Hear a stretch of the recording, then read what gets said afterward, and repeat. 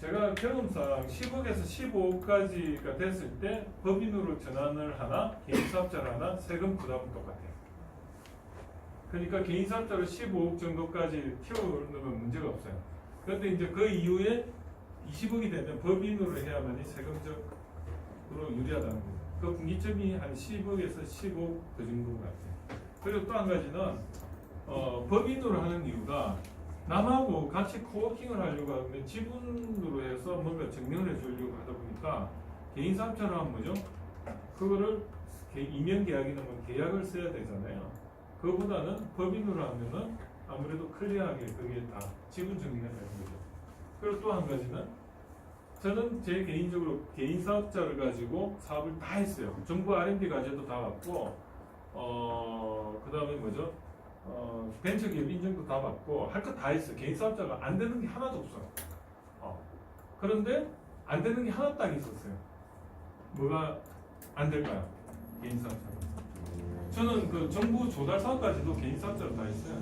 정부 조달 사업은 벤처기업 인증서가 있으면 거기 공인인증서를 그 벤처기업 인증을 받고 공인인증서 10만 원짜리 해가지고 받아가지고 정부 조달 참여까지 다 할 수 있는 자격이 됐었어요. 그런데 안 되는 게 하나 있었어요. 뭐가 안 될까요? 보육센터에 입주를 하려고 보니까 그 보육센터 20%인가 10%인가 이제 들어가면 거기 기관에서 그 지분으로 주식으로 이렇게 뭐죠 이거 기부하는 그런 게 있어요. 그러니까 그걸 하기 위해서는 법인이 필요한 거예요. 벤처기업 보육센터 들어가기 위해서. 그래서 페이퍼 컴퍼니로 회사를 하나 더 만들었어요. 그러니까 개인사업자 법인을 2개를 가지고 있었어요. 그러다 보니까 편한 게 뭐가 편해요? 법인으로 못 받을 건 개인으로 받아가지고 돈 돌리고 이렇게 하는 거 이런 걸 되게 편하게 할 수 있었어요. 그래서 저는 개인사업자 법인이 이름도 똑같고 앞에 주 있고 없고 그 차이다 보니까 굉장히 편했는데 그런 노하우가 좀 필요합니다. 자, 그럼 벤처기업 인증을 받는 것이 좋은가 안 좋은가? 좋아요? 좋기도 하고 안 좋아요. 왜냐하면 벤처기업 인증을 받으면 세금 혜택이 있는데 그 세금 혜택의 조건은 매출 기반이에요. 매출이 한 10억은 있어야지. 세금이 조금 그래도 법인세 뭐 탕압 뭐 40%하고 뭐 2월 해가 5년 동안 해도 이게 매출 기반이 돼야 되는데 저는요 다 좋다는 건 다 했었어요. 뭐 좋다면 뭐 그 아무거나 주워 먹듯이 벤처기업 인증이라 다 했더니 벤처기업 인증을 받으니까 뭐가 안 좋냐면 일단 벤처기업 인증 받기 위해서는 노력이 많이 들고요. 그 다음에 그걸 유지하기 위해서 돈을 또 내야 되고 은행에 몇십만씩 내야 되고 그리고 그걸 혜택 하나도 못 받고 뭐 그런 상황이 좀 벌어졌어요. 그래서 이 벤처기업 인증을 받는 게 또 좋은 게 뭐가 있냐면 5명을 뽑아야만이 뭐죠? 법인 기업부설연구소 설립 조건이 벤처기업 인증인 경우는 몇 명? 2명. 2명만 해도 5명 대신 2명만 해도 돼요. 벤처기업 인증인데 또 한 가지는 벤처기업 인증이 아니라도 BI 센터 들어가면 법인 설립할 때 2명까지. 그리고 2014년부터는 제가 오늘 알았는데 그건 확인할 필요는 있는데 대표도 연구원으로 된다고 그렇게 돼 있더라고요. 중소기업이나 상무 인상하고 되죠. 그리고 BI 센터에 또 들어가는 목적이 하나가 여기 뒤에 나올지 모르는데 공장 등록하는 거 있죠.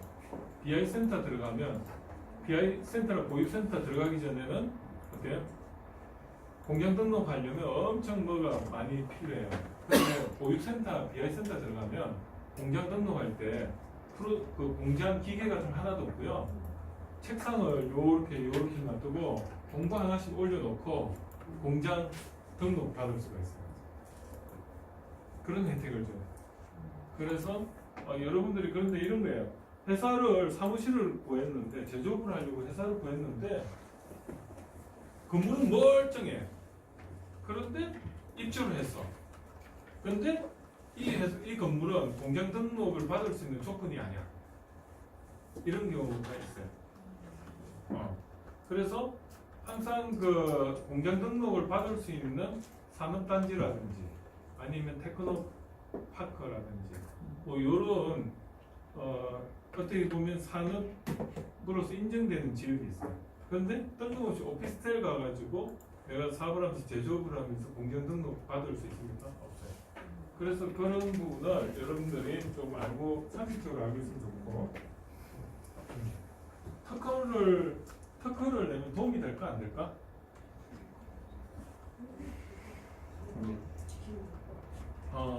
이런 것도 사실 전략적이에요. 특허가 목적이 한 네 가지가 있어요. 하나는 진짜 분쟁을 고려한 특허가 있고요. 그러니까 기업의 M&A 하기 위해서 내가 기술력을 보유해가 평가받는 특허가 있는 반면에 여러분과 같이 가천받기 위해서 건수 위주로 이렇게 간 특허도 있어요. 그래서 그 특허도 여러 가지가 있고 그 비즈니스 모델도 특허가 될까요? 그 예를 들어 가지고 뭐 누구한테 받아가지고 여기서 낙점점 생기고 이렇게 오토 비즈니스 플랫폼 돼요. 여러분은 제조업 물건 뭐 특별한 기술 같은 게 특허라 생각하는데 새로운 비즈니스 모델 있죠. 그거 다 특허돼요. 그래서 여러분들이 나는 기술이 없어서 나 특허 못 내는데 그런 말 지금부터 하기 없기? 없어요. 그래서 여러분들이 특별한 이상한 비즈니스 모델 하나 만들면 그것도 특허로서 인정받을 수 있다. 그 다음에 세금 절세 방법은 이제 이 세금 회계 플래닝도 굉장히 중요해요. 그래서 이런 부분을 앞으로 린스타트업에서 보다는 또 다른 과목에서 좀 다룰 수 있었으면 좋겠고 마케팅 전략, 투자 자금을 받을 수 있는가 뭐 여러분들 이제 조금 감 잡았을 것 같고 사업계획서는 어떻게 작성하는 게 최선인지 그리고 IR용 사업계획서의 특징은 뭔가 이런 거에 대해서 간단하게 보면 사업전 준비해야 되고 제일 중요한 건요 미션과 비전이에요.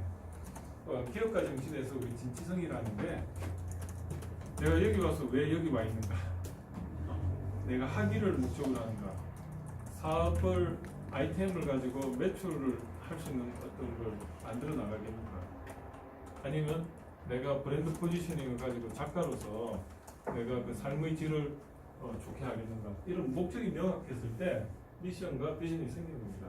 그래서 여러분들 이런 거를 안 해고 그냥 무조건 그냥 남이 하니까 스펙 쌓는다 왔다, 그런 분들은 제가 볼 때는 그냥 장롱 면허죠.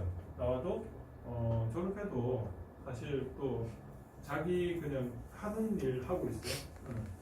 그래서 뭐 이런 창업교육 관련 사전교육을 수강한다, 이를 위해 창업스쿨 다닌다. 창업스쿨, 여러분들 창업스쿨을 안 다니고 바로 왔죠? 잘 오셨습니다. 제가 창업스쿨을 미리 다녀보니까 2시간짜리 특강 기술을 이렇게 듣니까 굉장히 가볍게 듣다 보니까 사실 깊이가 없다 보니까 굉장히 아쉬운 점이 많아서 저도 여기로 왔습니다. 직장인 토 일요일을 잘 활용해요. 그래서 그때 창업하는 거예요. 직장 다니면서도 창업하시고 창업 빨리 할수록 좋다. 예. 왜냐하면 이거는 그 사업자 등록증을 빨리 낼 수 있는 환경을 만드는데 그게 중고등학교 때 뭘 팔아보다 보니까 뭐가 돼서 사업자 등록까지 가고 이런 학생들 보면 부러워 죽겠어요. 제가 벌써 그랬으면 여기 안 써 있죠. 네. 뭐가 학교를 하나 만들었지 않았을까 그 생각이 들고, 창업은 처음부터 성공하는 경우는 드물지만 작은 성공이 큰 성공을 한다. 이거 맞습니다. 그래서 뭐라도 작게 한 200만짜리라도 뭐 그런 걸 계속 하다 보면 나중에 이게 확정이 되는 그런 거고. 돈이 없이 창업이 가능한가? 이제 이건 쭉 보면 아실 거예요. 그래서 매년요 한 700억 규모로 해가 1000명을 항상 정부에서 지원해 주는데 그 중에 하나가 여러분들 받는 그런 자금입니다. 이게 이제 창업비용은 뭐 여러분들 여기 와서 받으면 되는 거고. 그래서 누구나 한 번은 창업을 해요.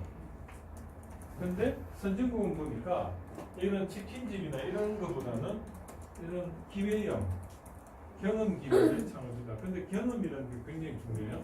이 경험은 반도체 같이 이런 첨단이 아니고 목공 아니면 뭐 음식점 이런 걸 해도 이게 그 나라에서 아주 기술로 그 경험 기반의 기술 돼지 해체 뭐 이런 기술 그런 거죠. 그래서 이건 보면 어떻게 됐냐면 이게 2만 불일 때는 말이에요. 2만 불일 때는 여기 보시면 생계형 창업하고 기회형 창업 비율이 보면 한 2만 불일 때는 기회형 창업이 20% 맞나? 생계형 창업이 한 20%, 기회형 창업이 한 40%인데 이게 선진국으로 갈수록 기회형 창업이 많아진다는 것을 알 수 있습니다. 여기 R 스퀘어가 무슨 뜻인지 알죠? 논문에서.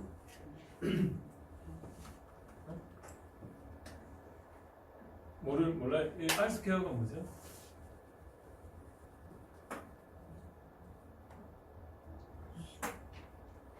유입 확률에서 보셨어요 이거? 이렇게 될 확률이 그러니까 이걸 지배하는 확률적인 통계 수치예요. 그래서 R 스퀘어 이런 게 이제 논문을 하면은 나중에 다 알게 됩니다. 제가 알려드릴게요. 그다음에 자, 그다음에 창업자로서의 자세. 린 스타트업은 결국은 보완해가는 과정이죠. 그래서 완벽하진 않지만은 일단은 해보면서 방향을 찾아가는데, 근데 그 안에서 리스크 관리는 해야 된다. 그리고 신뢰를 쌓아가는 과정이에요. 결국은 린 스타트업은요, 나와 사람과의 그 관계에서의 신뢰, 그리고 제품과 고객과의 신뢰를 쌓아가는 과정이에요. 그래서 그게 쌓아지면 내가 뭘 말해도 이제 판매가 일어나죠. 그래서 결국은 제가 볼 때는 이거더라고요. 음식점 한 번 가봐가지고 굉장히 맛있으면 입소문 내는 것도 신뢰가 쌓이는데, 한 번 음식점이 힘든 게 왜 힘드냐면 이게 100번을 이렇게 한꺼번에 가는 게 아니고 계속 점이 모여서 음식점을 100번을 가다 보니까 그 중간에 연결고리가 한 번만 끊어져 버리면 안 가게 돼요. 예를 들어 이 집이 엄청 맛있다고 어느 날 하루 갔는데 냄새나고 들어서 그 다음에 그 경험이 있으면 그 다음에 그 집 갑니까? 안 가요. 이게 음식점의 특징이다 보니까 안 되는 거야. 그래서 음식점이 굉장히 리스크가 있어요. 한번 고객이 한테 그 직원 잘못 써가지고 그 직원이 개판 쳐버리면 그 다음부터는 매출이 반으로 줄어들어요. 근데 이거 특성이 같은 게 뭐가 특성이 같아요?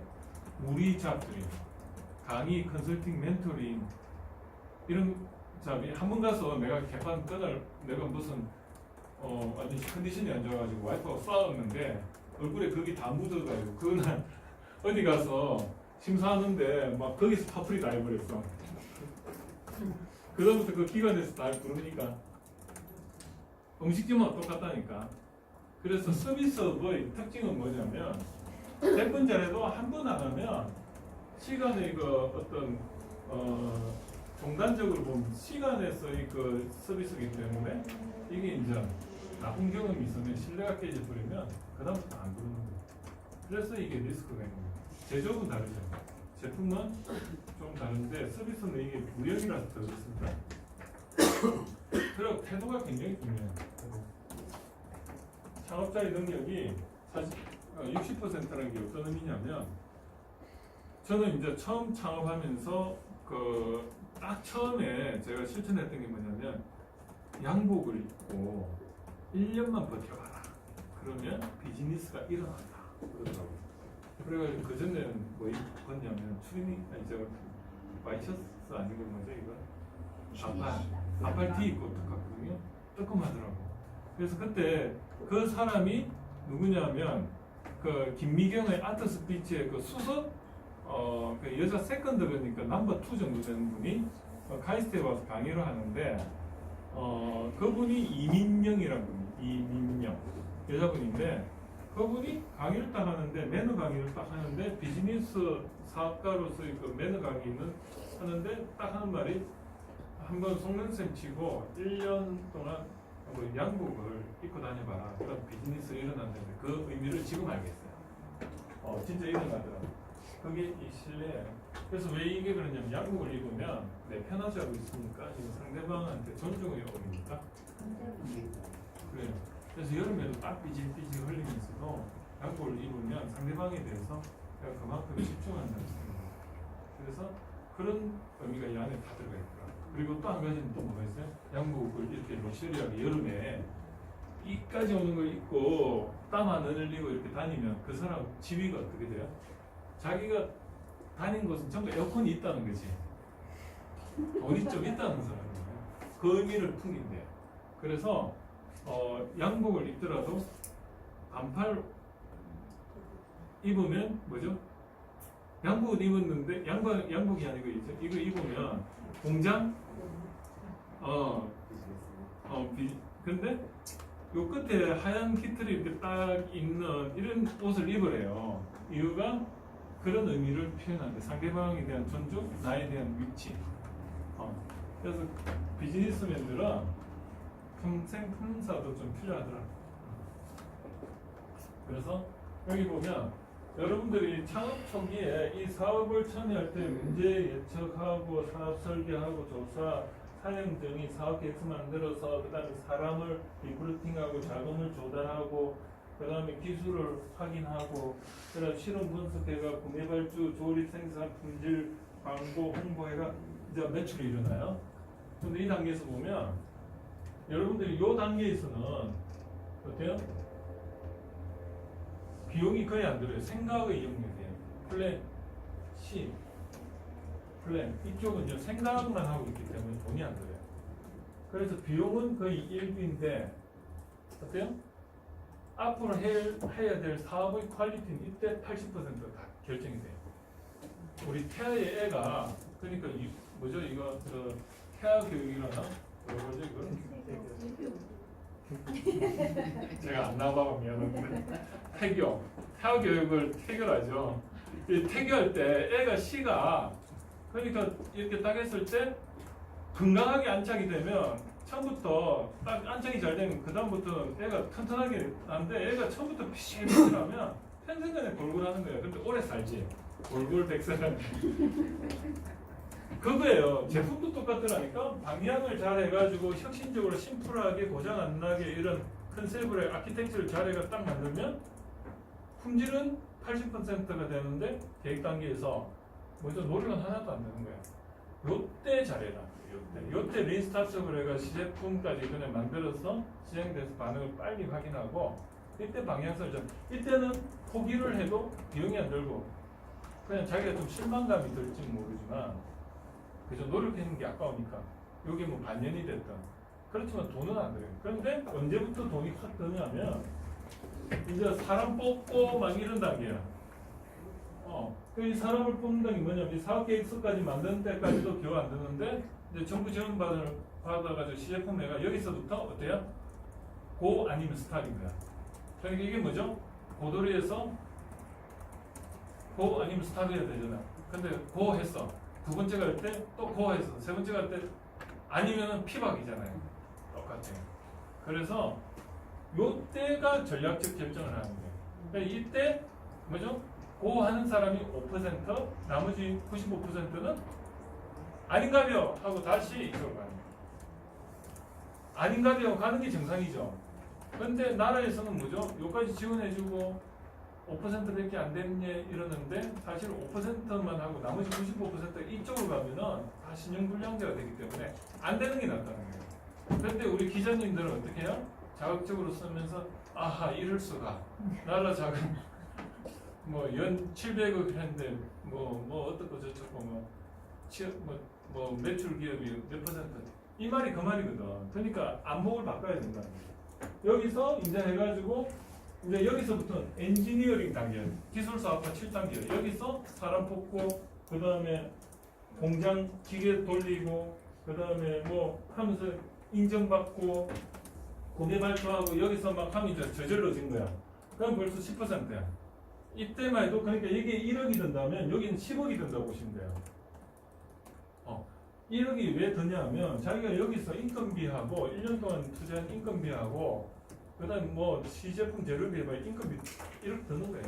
근데 이게 이제 사람 뽑기 시작하고 공장 돌리기 인프라 검정 만들고 하면 10억은 우습게 깨지는 거예요. 그 다음에 여기까지도 괜찮아. 그런데 이제 이게 양산으로 가가지고 구매 발주까지 하고 이제 한 1000개씩 막 10,000개씩 만들어서 제끼 놓으면 이제 이때부터는 어때요? 100억이 드는 거예요. 그럼 이거 어떻게 해요? 이때는 이제 확신을 가지고 해야 되는데 언제부터 확신을 가지고 여기서부터 확신을 가지고 아 나는 정말 집 팔아서 집 팔아서 해도 이거 난 하고 싶어. 그래서 정말 성공할 확신이 했을 때 해야 돼요. 그런 사람이 5%. 그래서 이렇게 쭉 가다 보면 이제 여기서 이제 이렇게 돈을 많이 벌는. 그래서 리스타트가 어느 단계냐? 이 단계보다. 그걸 제가 말씀드리죠. 그래서 창업 준비 단계하고 사업 계획서를 중심으로 창업 준비 단계에서는 여러분들 비전 확실하게 미션과 비전. 자 이런 거를 창업 경영 학서. 이게 결국은 뭐죠? 역량을 배양을 해야 됩니다. 역량을 여러분들이 충분히 해야지 뭐가 되죠? 내가 요때 미리 압축 경험을 해가지고 뭘 해도 하면은 그 다음에 이게 대응이 되지. 이때가 여기 가서요 공부해가지고 내가 하겠다면 늦어요. 그러니까 이때 아기 때 모든 게 코, 귀, 입이 다 만들어져 나와야지. 여기 나와가지고 코 만들고 이러는 게 죽는 거죠. 똑같아요. 그래서 사업계획서를 하나 작성한다는 의미는 제가 사업계획서를 여러분들한테 만들어는 주지만은 여러분들은 이게 사실은 준비가 되어 있다는 가정이에요. 뭐냐면 그 분야에서 벌써 여러분들은 어떻게든 준비는 돼 있어. 단지 학문적으로 아니면 사업계획서 만드는 문서 능력이 떨어지기 때문에 내가 도와드리는 것 뿐이지 여러분은 전문성은 분명히 있어야 됩니다. 어떤 전문성? 이런 거를 플래닝하고 실제로 이런 데서 몇십 년 아니면 몇 년을 놀아봤기 때문에 다시 이제 그 사람 밑에 있지 않고 다시 이쪽으로 내려와서 이제 내가 주도적으로 한다는 의미지. 이거를 한 번도 안 해본 사람이 여기 와서 이거 할 수 있습니까? 못하죠. 그거. 그래서 이제 1년 차에는 지원 자금 받아가지고 그때 뭘 하냐 벤처기업 인증 같은 거 받고 한 4년 차는 ISO 인증 이런 거 받고 이런 걸 받으려면 사실은 이런 그걸 통해서 기업이 어느 정도 이제 한 5명의 벤처기업 인증 받고 이런 스펙이 있어야 이걸 또 받을 수가 있고 또 이걸 받으려고 하면 또 이런 스펙들이 있어야지 한 7년 차에 이노비즈 받고 한 10년 차 되면 이제 벤처 투자 자금 받고 이러면서 이제 스타 기업이 되는 거죠. 이걸 다시 한번 이제 좀 해보면 이런 사업 계획서를 만들고 사업 타당성 분석이 이건 뭐죠? 결국 이쪽이죠. 돈이 되냐 안 되냐 이걸 알기 위해서 경영 능력이 있어야 되고 그래서 여기 앉아 계시는 거고 그래서 이런 사람기술, 자본, 마케팅, 아이템 발굴 이런 걸 통해서 사업 계획서를 아이템을 발굴해서 사업 타당성 분석해 보니까 수익성이 있다. 은행 금리보다는 더 많이 벌 자신이 있다. 그럼 이제 사업 계획서 만들어서 지원 사업 받아서 뭐죠? 이렇게 가는데 처음에 이제 본인이 지원 사업 받기 전에는 뭐예요? 먹고 살아야 되잖아. 그러면 그와 관련된 서비스나 용역 컨설팅도 하고 뭐 하여튼 설계도 해주고 하면서 먹고 살다가 이게 이제 어느 정도 매출이 일어나면 요걸 이제 접고 요거에 매진하면서 창업이 되는 거예요. 창업이라는 건 결국은 여기에 한 준비 기간이 한 3년 걸리고 그리고 이제 매출이 일어나기 시작하면 이제 사업자 등록증 내야 되죠. 요때 내는 게 사업자 등록증. 그래서 처음에 여러분들이 하는 게 지금 창립 단계야. 요걸 하기 위해서 이런 걸 해야 된다는 거예요. 여러분들이 전략적으로 어느 분야에서 놀아봐야 되니까. 그죠? 뭐냐? 요런 걸 하기 위해서 전략적으로 중간기가 어디 뭐 하고 싶으면 거의 전략적으로 한 3년 전략적으로 위장 취업하는 거야. 그 다음에 학위 따고 봉사. 처음엔 봉사를 해야 돼. 컨설팅, 멘토링 하러 갈 때 내가 실력이 없으면 돈을 안 받아야 돼. 돈을 받았는데 실력이 없어가지고 했으면 평이 안 좋으면 매장이야. 그러니까 처음에는 봉사로 시작했지만은 그 내공이 쌓이면은 이제 돈을 받는 구조고, 그리고 출판. 내가 작가로서. 그래서 네이버에 등록이 되면 이제 강의에 들어오죠. 그럼 이제 자기 브랜드가 막 올라가면 이제 브랜드로 먹고 살죠. 자기 이름으로. 그러면서 이제 아이템이 이제 발굴이 되면 그 아이템으로 해서 매출이 일어나면 사람이 모이게 되니까 고용이 일어나고 고용이 일어나니까 회사가 설립이 되고 이전에 뭐죠? 자기가 브랜드, 퍼스널 브랜드로서 툴을 하나 만드는 거예요. 예를 들어가지고 내가 뭘 하는데 서비스를 하는데 조금 더 효율적으로 하기 위해서 뭘 아이템이 하나 필요한 게 그 정부 지원 자금 받는 사업에 있어야 돼요. 그래서 아이템을 받아서 요걸 잘 하기 위해서 뭘 하나 툴을 예를 들어 이거죠. 내가 어디 가서 맨날 강의를 하는데 맨날 연극을 해야 돼. 근데 품질이 관리가 안 돼. 내가 몸살이라도 나면 대체할 사람도 없고, 그래서 내가 동영상을 유튜브에 그걸 많이 올려놨어. 그럼 내 TV 채널이 하나 생겼어. 그럼 그게 한 툴이 되잖아요. 근데 그게 자꾸 이게 이제 사업이 커지다 보니까 툴을 영상을 좀 더 효율적으로 멋있게 만들고 싶고, 그래서 앱 개발을 해서 내가 셀프로 앱 하나만 딱 다운로드 받아가지고 그걸 앞에다 걸어놓으면 영상 편집까지 다 되는 그런 앱을 하나 필요해. 그것만 되면은 내가 이제 그걸로 매출을 하는데 더 10배는 더 편집 기술 같은 게 없어도 그렇게 효율적으로 할 수 있어. 그걸 하나 정부 지원 자금 받아 개발했어. 그래가지고 이걸 내만 쓰니까 아까워. 그래서 그거를 이제 해가지고 이제 봤더니 사람들이 팔라고 해. 그래서 그래? 하고 이제 그걸 또 이제 돈 받고 팔기 시작하다 보니까 매출이 일어나. 그러다 보니까 이제 이걸 또 관리를 해야 되니까 사람 고용해야 돼. 매출이 일어나니까 이제 고용할 여력이 생기니까 그죠? 그러니까 이제 회사를 설립하는 거예요. 법인으로. 그래가지고 법인이 되면서 이제 그 사람들 해가 용역하면서 뭐 하다 보면 이제 회사는 어떻게 돼요? 또 아이템 또 뭐 사람을 또 관리하겠어. ERP를 하나 또 개발했어. 그게 또 대박이 나가지고 이렇게. 그래서 여러분들 그 린스타트는요 다른 게 아니고 내가 그 분야에 먼저 전문가가 돼야 되고, 그래서 그걸 가지고 내가 그걸 더 잘하기 위해서 아이템이 필요한데 그 아이템을 하나 개발하는 게 결국은 정부 지원 자금 받는 아이템으로 제일 좋은 거예요. 그래야지 PT 나가서 당신이 이거 왜 하려고 하냐? 저희 이거를 한 10년 해봤더니 이런 문제 있고 이런 문제 있고 뭐 그랬어요. 끝나잖아요. 그럼 디펜스가 되는데 생뚱맞게 엉뚱한 가져와가지고 발표했어. 이거 했는데 문제점이 뭡니까 하니까 인터넷에 한번 물어보세요. 이러면 이야기가 안 되잖아요. 그죠? 자기가 그걸 자기 경험을 이야기해야 되는데 인터넷에 알아보세요. 이러면 이제 게임 끝난 거야. 자, 오늘 여기까지 하고요. 10분씩 해가지고 발표하도록 하겠습니다. 박수 한번 쳐주시죠.